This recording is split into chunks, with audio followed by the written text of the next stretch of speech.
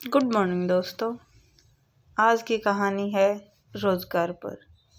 कहानी सुनने से पहले चैनल को सब्सक्राइब करें और ज़्यादा से ज़्यादा लाइक करें। आइए सुनते हैं आज की कहानी। रोज़गार यानी जॉब युवाओं के लिए बहुत बड़ी समस्या बनी हुई है। अपने लिए एक सही रोज़गार ढूंढना तो हर किसी का उद्देश्य होता ही है, लेकिन रोज़गार मिलने के बाद व्यक्ति उसमें सुकून महसूस करे, यह ज़रूरी नहीं। इसकी वजह समझने के लिए आइए चलते हैं एक खूबसूरत कहानी की ओर। आइए सुनते हैं आज की कहानी, जिसका नाम है रोज़गार की खोज। शहर में एक कॉलेज था, जहाँ एक से बढ़कर एक होशियार लड़के पढ़ते थे। उन्हीं लड़कों में करण भी था, जो गांव में रहने वाले एक साधारण किसान का लड़का था। उसने अपनी मेहनत और लगन से यहाँ तक का सफ़र तय किया था और अब वह अपने पिता के सपने पूरे करने के लिए एक अच्छे रोज़गार की तलाश कर रहा था।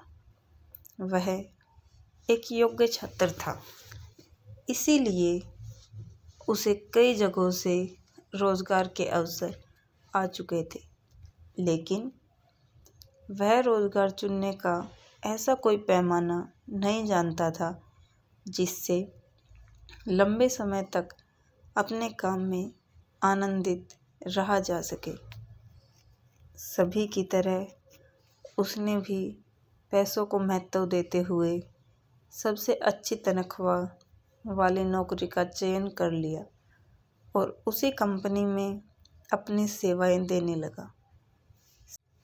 शुरू में तो करण को अपने काम में पैसे अधिक मिलने से अच्छा लग रहा था, लेकिन जैसे जैसे समय निकलता गया, पैसों की चमक ने अपना असर खोना शुरू कर दिया और करण अपने काम से निराश रहने लगा।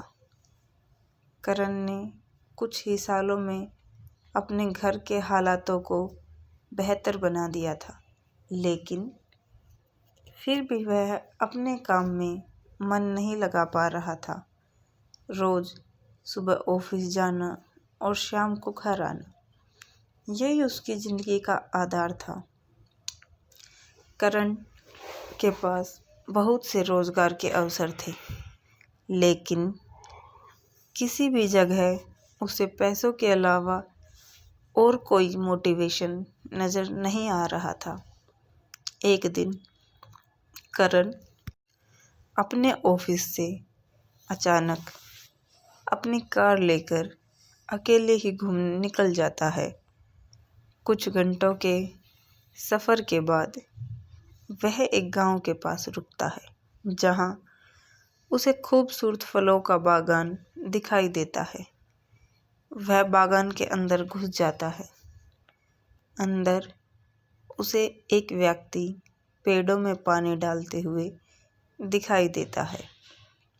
वह उसके पास पहुंचकर उससे पूछता है कि आप अकेले इस सुनसान इलाके में कैसे रह लेते हैं।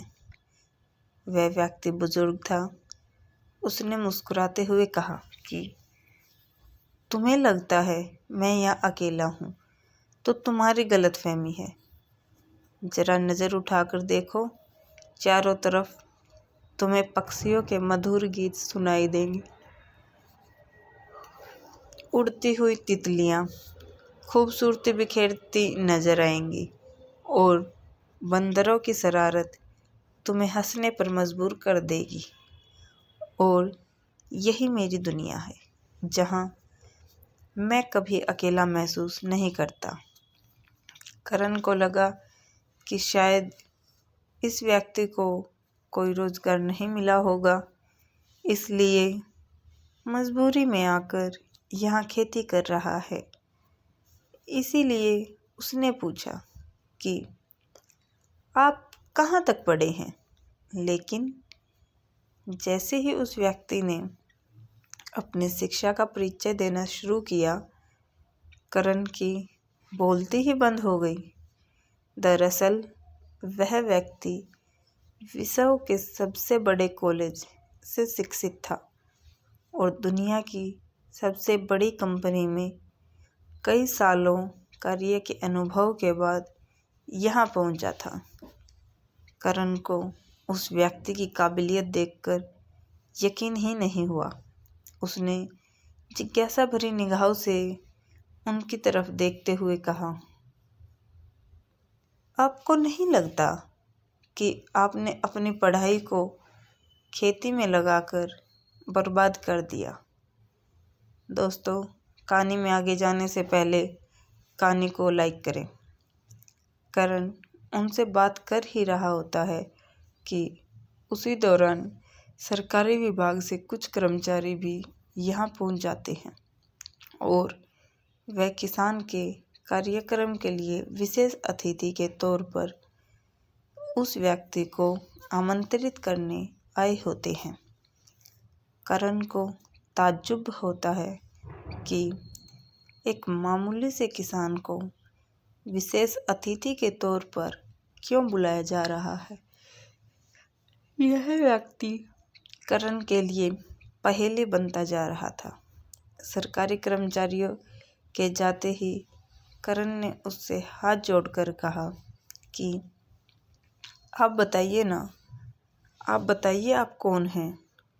मुझे तो आप एक साधारण किसान की तरह दिख रहे हैं, लेकिन आपकी शिक्षा कुछ और कुछ कह रही है और ये सब जो मैं देख रहा हूँ ये तो मेरी सोच से परे है।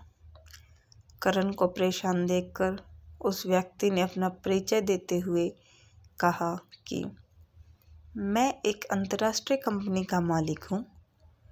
मेरी कंपनी हर साल करोड़ों डॉलर्स के फल का उत्पादन करती है, जिसे विदेशी बाज़ारों में अच्छे दामों पर बेचा जाता है और अपने व्यापार से कमाए हुए धन को मैं वीरान पड़े पहाड़ी क्षेत्रों में फलों के पेड़ लगाने पर खर्च करता हूँ, जिससे मुझे सरकार के समर्थन के साथ साथ जीव जंतुओं के परोपकार का भी आनंद प्राप्त होता है और यही मेरी कामयाबी की चाबी भी है। करण को एहसास होने लगा था कि पैसे कमाना ही सब कुछ नहीं होता, बल्कि इससे हटकर कुछ और भी है जो हमारी असली खुशी का आधार हो सकता है। बस फिर क्या था, वह अपनी नौकरी को रिजाइन कर देता है और वह भी इन्हीं की तरह पहाड़ों में फलों की खेती करवाने लगता है। कुछ ही महीनों में करण की मेहनत रंग लाती है और पहाड़ फलों के पेड़ों से भर जाते हैं, जिससे विलुप्त हो चुके पक्षी वापस पर्यावरण में दिखाई देने लगते हैं। लेकिन एक दिन वह व्यक्ति रहस्यमय तरीके से करण को कंपनी का मालिक बनाकर गायब हो जाता है।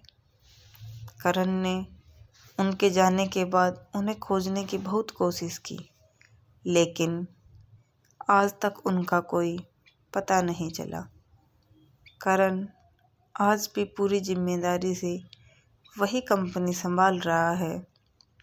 करण को अपने जीवन का उद्देश्य पता चल चुका था और इसी के साथ कहानी समाप्त हो जाती है।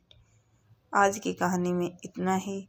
ऐसी ही नई नई कहानियाँ सुनने के लिए हमारे चैनल को सब्सक्राइब करें, ज़्यादा से ज़्यादा शेयर करें और लाइक करें। धन्यवाद।